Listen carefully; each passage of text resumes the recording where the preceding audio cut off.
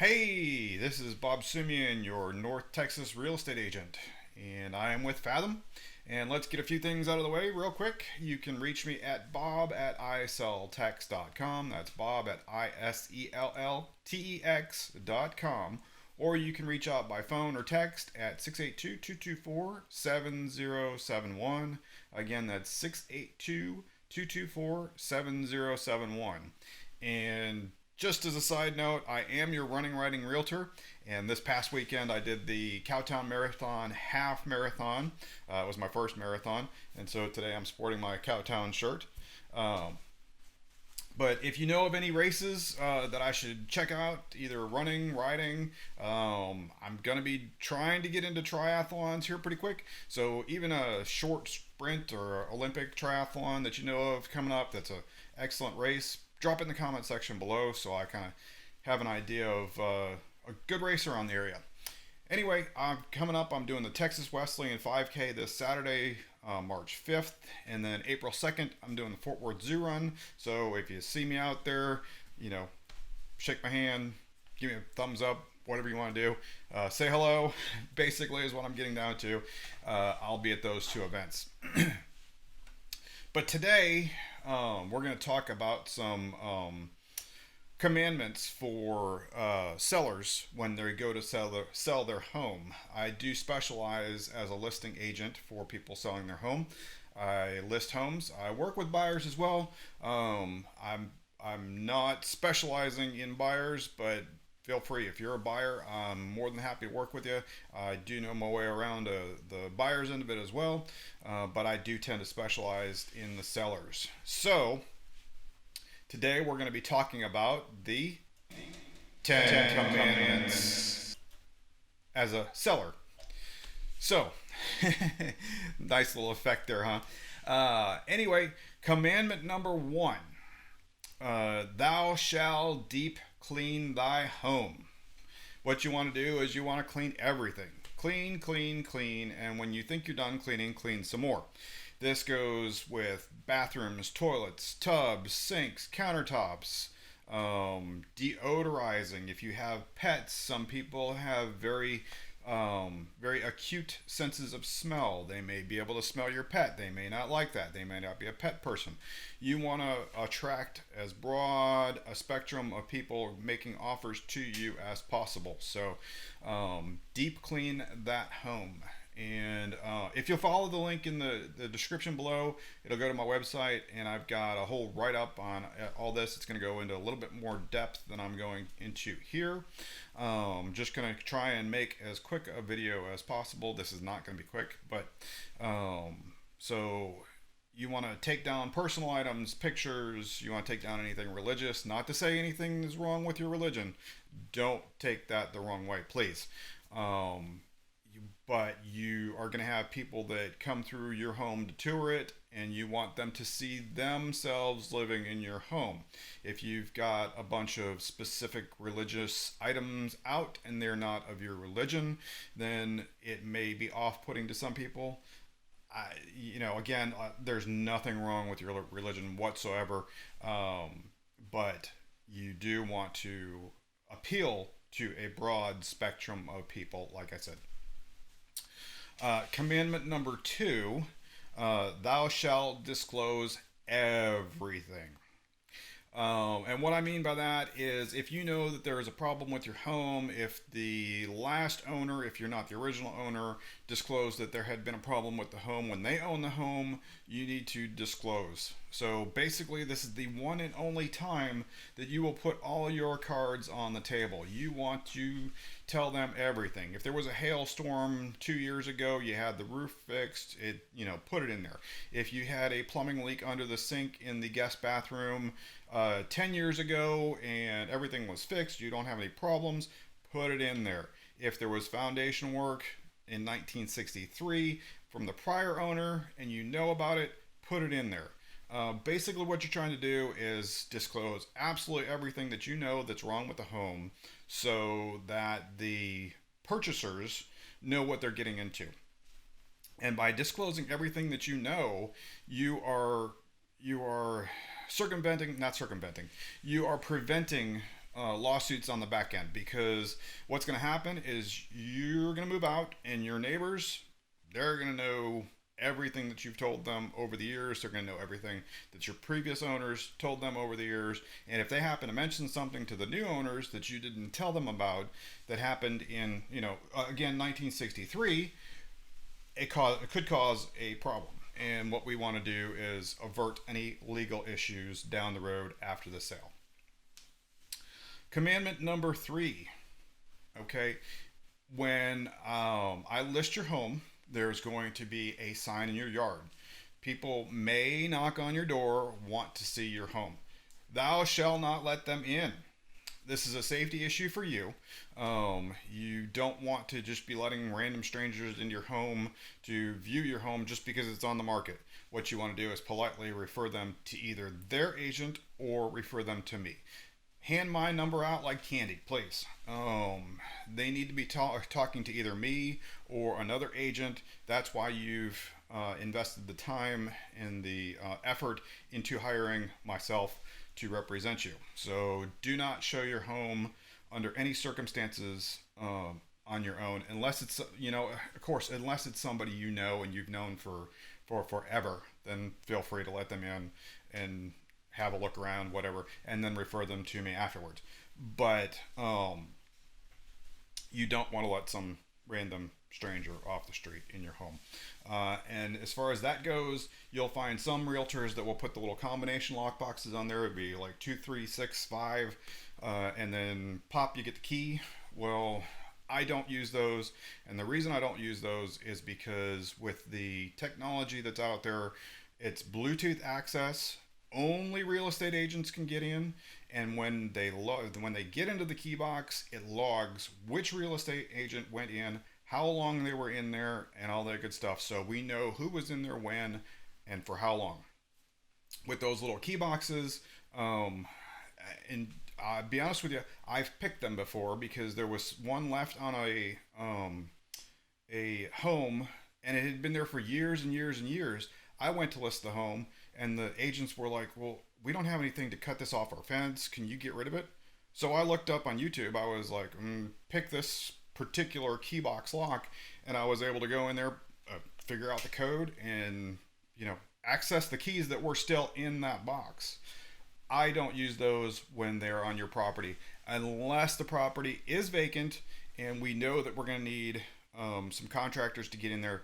And then what I do is I put it on the back door, and I don't give the code to any of the realtors. I still make them use the Bluetooth box so that we do still have a log of who was in there and when. Commandment number 4, thou shalt prepare the home for the showing. What that means is you will light candles if it can be done safely. You will open curtains so it's nice and letting ambient light in, make it bright. You turn on the lights, play some soft elevator music in the background, nothing offensive, nothing specific tastes. Play some jazz, play some elevator music, some Barry Manilow, or in the elevators now, you'll even hear hits from the 80s and 90s. Sometimes today even. So that's what you want to do. You want to prepare your home to make it inviting. Nice scents. If you can't do candles, do wax burners or melters. Do the plug-in air fresheners, that kind of thing. And then open up the curtains, open up the blinds, let the light in, and turn on the lights. Nobody likes to walk into a dark, gloomy home. It's not inviting if it's dark, gloomy, and they've got to go in and turn on all the lights for themselves. Which it's not, it's not a problem. I've been in many a home where nobody turned on the lights, but when you go into a home and the lights are on, it's a completely different experience, let me tell you. So that's what you want to do. Commandment number 5, thou shalt not turn down any showings unless there's circumstances like a death in the family, or somebody has, in these days and times, COVID, or is really sick. So don't turn down any showings, because you want people to see your home. And you never know if somebody's coming from an hour away, they're coming in from out of town, they're relocating from Austin or Houston or San Antonio or Chicago, New York, California, which is happening a lot these days.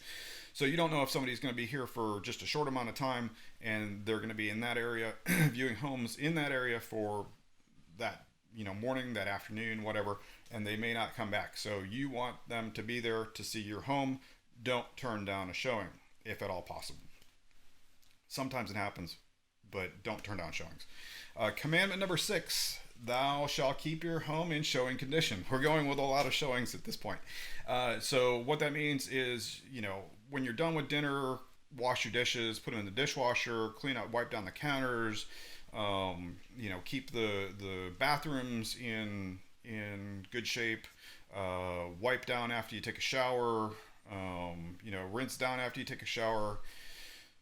Keep everything as pristine as possible. I mean, I understand that you can't keep it unlived in, but keep it as showable as possible. You want to keep it clean, because what we do is when it's occupied, we say, 2-hour window, a 2-hour notice of a showing, so that you have time to vacate the home. But that 2-hour window goes up fast. So if your home is not clean, you're not going to be able to drop what you're doing at work, go home, clean it up real quick, and then get out of there before that showing happens. And then inevitably, what'll happen is, I'll get a call from another agent. They're out showing homes in that area. They didn't find anything they liked. They saw your home pop up on their little app, and they didn't see it before. Now they did, and they want to see it in the next 15 minutes. But there's a 2-hour window. Is there any way we can avoid that 2-hour window? Can we go now, or 15 minutes, or 30 minutes? Well, you want to have your home ready for that, because it does happen. And you, again, refer to thou shalt not turn down a showing if at all possible. So that kind of goes in with that. Commandment number 7 is thou shalt not have contact with buyers or their agent. If the buyers show up, or potential buyers, again, wanting to come in and see your home, knock on your door, politely refer them to their agent or to me. And that goes to showings. If there is a showing scheduled, you do not want to be there. You want to vacate the home, and that includes taking any pets if you cannot kennel them. There are people that are pet people, and in my experience, when I go into a home and there is a dog that's not kenneled, I'm focused on not letting that dog out the front door, not letting that dog out the back door, not letting that dog jump on my clients. I am not focused on selling the home to the buyers or showing that home. I am focused on not losing someone's pet. So you want to avoid that by also either kenneling the dog, kenneling the cat, or taking it with you when you leave for that showing. Commandment number 8. Okay, so we're through showings. We're starting to get offers. They're coming in. Thou shalt consider the first offer. It may not be what you want. There is no reason in the world to not counter offer that offer. Roughly 90% of the time, your first offer is your best offer, because they are the most motivated. They got out there, they saw your house as soon as it hit the market, and they want to buy it. So they make an offer. Offer may not be what you're looking for. Don't pass on it just because it's not what you're looking for. Counter offer. People aren't going to put their best offer forward first in this market today, March 1st, 2022. They may be. But in regular markets, they're not offering the most they're willing to pay. They're not making their best offer first, because typically right now we're in a seller's market, and that's going to change. You need to be prepared for that. So consider that first offer. Commandment number 9: Thou shalt not stop paying thy mortgage. Do not stop paying your mortgage. I know you're about to change ownership. Your mortgage is about to be paid off with the proceeds of the sale, but please don't stop paying that mortgage. If your mortgage is due on or very close to the date of closing, um, call me. Let's talk. Let's talk to the title. Let's talk to your lender. Let's get a game plan together. In this instance, it's better to ask permission than ask for forgiveness afterwards.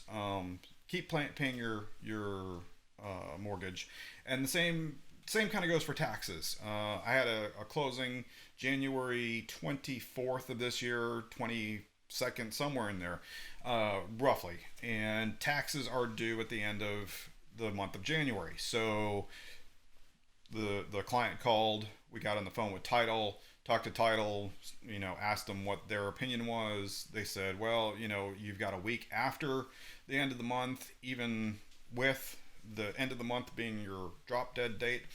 So they said, let's just close. It'll be taken care of by title after the fact. Not a big deal. But that's the kind of answer you want to get. You don't want to find out at the closing table, we didn't pay this or pay that, and now there's a lien on the home. We can't close. We've got a delay.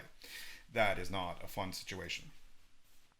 So don't stop paying anything: utilities, taxes, mortgage. And that comes into commandment number 10. Utilities. Thou shalt not disconnect any utility prior to the date of closing. That goes with the exception of internet and cable TV. Those are unnecessary utilities, but gas, electric, water, you need to leave all those on because the inspector's going to need to look at those when he does the inspection. The appraiser is going to want to see everything functioning when he makes his appraisal. The buyers will want to do a walkthrough a day or two, or even the day of sometimes closing, just to make sure that everything's still hunky-dory. There's no spewing pipes in the bathroom. There's no, sparking electric light switch in the bedroom. You need to leave everything on because especially with the associated inspector and appraiser, if they go there and they can't do their job, what's going to happen is they're going to leave and say, call me when everything's back on and I can come back and do my inspection or appraisal. Oh, and by the way, there's this fee for showing up and the home not being ready. So guess what's going to happen? That fee is going to be passed on to you as Mr. and Mrs. Seller because you cut off the electricity and the utilities, and then they can't do their job, and the buyer is not going to be willing to pay for that 99% of the time, 99.9% of the time, and it's understandable. So don't cut off any utilities. So that was a quick overview of the 10 Commandments for sellers. If you have any more questions, feel free to reach out to me. Again, it's bob at iselltex.com, 682-224-7071.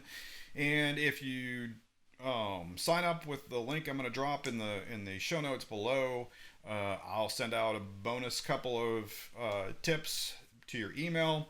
Going along with these 10 commandments, there's a few other things that I really didn't cover that are still important, but they're not, quite as important as these. So sign up below and I'll get those over to you. And then as well, drop in those ride, or triathlon races in the comments below, and I'll check them out. And then feel free to reach out. Even text me if you want, or email me if you want to get more personal with those suggestions. All right, thanks. We'll see you next time. And next time, I believe I'm going to do 10 commandments for buyers, just so we've got both sides of the spectrum. So if you are a buyer and you watch this video, stay tuned, and eventually we'll come up probably in the next few weeks with the buyer's 10 commandments. Thanks. Have a great day. Bye-bye.